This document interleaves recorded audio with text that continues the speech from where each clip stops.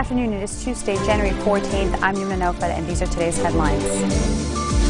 Sacked electricity workers, joined by Electricité du Liban contract workers, blocked Beirut roads to get rehired, and they briefly clashed with police. Battle rages on in Syria, where at least 8 rebels are killed by jihadists from the Islamic State of Iraq and the Levant. And Egyptians flock to polling stations across the country as millions of voters are urged to participate in a constitutional reform. Abdullah Azzam brigades accused Hezbollah of removing the respirator of Majd al-Majid, who died in Lebanon recently, stressing that its project against Iran and the party will go on. A statement issued by the brigades said that Sheikh Majd al-Majid, as they call him, claims when he was detained and his condition deteriorated, prompting Hezbollah to remove his respirator. The statement pointed out that al-Majid's illness forced him to resort to high medical care since December 4th of 2012. The statement noted that alleged reports that Hezbollah questions al-Majid is mere fabrications and an attempt to achieve moral victory on his account. The brigades considered that al-Majid left behind him capable men who could lead after him. His project will continue to target Iran and its party and the Jewish aggressors to defend Sunnis who those are oppressed. Al-Majid, who was a Saudi national, died in Lebanon earlier this month while undergoing treatment at the Central Military Hospital after his health deteriorated, according to the Army's communique. Sacked electricity workers, joined by Electricité du Liban contract workers, blocked Beirut's road on Tuesday, demanding they get rehired as they briefly clashed with the police. The workers gathered outside the KVA Electricity Service Company building and blocked the coastal highway between Karantina and Dora, causing heavy traffic. Some 62 workers were sacked earlier this month from KVA, an electric distribution service provider contracting with EDL. Security sources told the Daily Star that some 400 others working for other companies contracting with EDL faced the risk of being sacked as well. The protesters briefly clashed with the police when the security forces intervened to prevent the blockage of the highway leading to the capital's central district.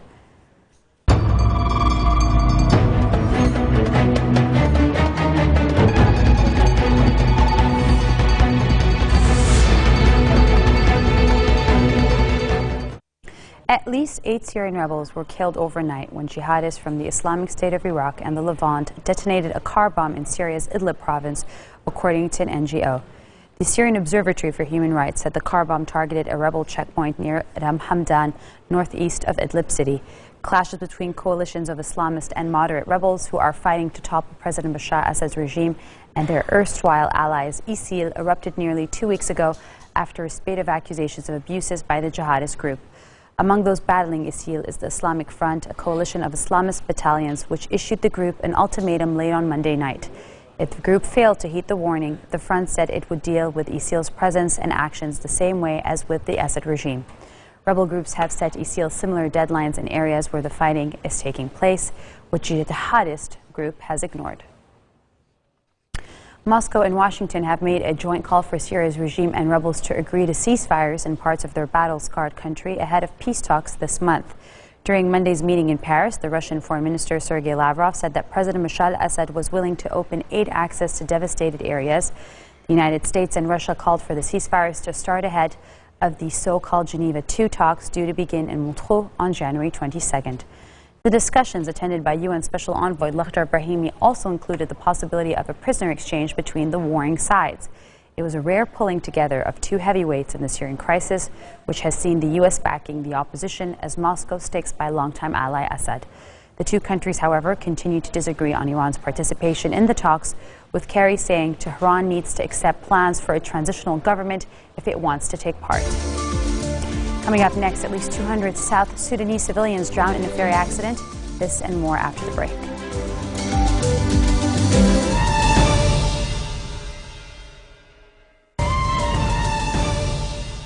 Welcome back. Egyptians are flocking to polling stations across the country as millions of voters in the Arab world's most populous country are urged to participate in a constitutional referendum, the first ballot since the military overthrew Islamist President Mohamed Morsi. Queues of citizens lined at balloting stations that were surrounded by heavy security presence out of the fear that violence may disrupt the polls, in which about 53 million people can participate in. While turnout rate is hard to predict, A landslide victory of the army-backed charter is given and can spawn to a presidential bid by Army Chief General Abdel Fattah al-Sisi, who led the oust of the first democratically elected president. The government has pledged zero tolerance against any bid to disrupt balloting, with about 200,000 security forces being deployed to protect polling stations, according to local media. In other news, negotiations for transparency of Tehran's nuclear drive with the UN nuclear watchdog have been postponed until February, while Iran and world powers prepare to implement a landmark nuclear deal. Talks with International Atomic Energy Agency experts, which are also examining long-standing allegations of past nuclear weapons research by Tehran, were originally scheduled for January 21st in the Iranian capital. But the next round of talks has been postponed to February 8th, as preparations are underway for an implementation of the steps agreed in Geneva. Iran's envoy to the IAEA, Reza Najdi, said, and he was referring to the deal Iran and the so-called P5+1 group agreed in the Swiss city in November that will temporarily curb Tehran's nuclear drive in exchange for modest sanctions relief. In the meantime, Iranian nuclear officials say IAEA experts will visit Tehran on January 18th to prepare the implementation of the Geneva deal that is to come into full effect 2 days later. Turkish Prime Minister Recep Tayyip Erdogan says Tuesday his government is ready to withdraw a contentious bill curbing the power of judges on certain conditions. If the opposition agrees to constitutional changes governing this issue, he said, quote, "We will freeze the proposal and if necessary, we'll stop it from reaching the full parliament." He told this to his party in parliament, adding that it was not immediately clear what the constitutional amendments would contain. Erdogan's comments come a day after President Abdullah Gül intervened personally to try to defuse the crisis over the bill, holding talks with political leaders, including the Prime Minister. Justice Minister Bekik Bozdağ was also due to meet with opposition parties on Tuesday, which the Turkish premier said would be influential in resolving the row. The legislation being pushed by Erdogan's ruling Justice and Development Party was calling for the government to have more say in the appointment of judges and prosecutors.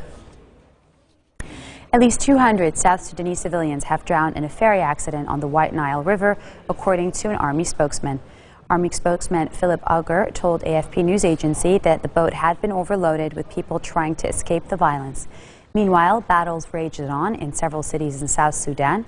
Heavy fighting was reported in Malakal, the capital of oil-producing Upper Nile State, as rebel forces staged a fresh attack to seize the town. Control of Malakal has already changed hands twice since the conflict in South Sudan began on December 15th. The army reported heavy fighting south of Bor as the government sought to retake the town from rebels, the largest in their control. However, he rejected rebel claims to have captured the river port of Mongala, situated between Bor and the capital, Juba. Now, let me remind you of the top stories of today.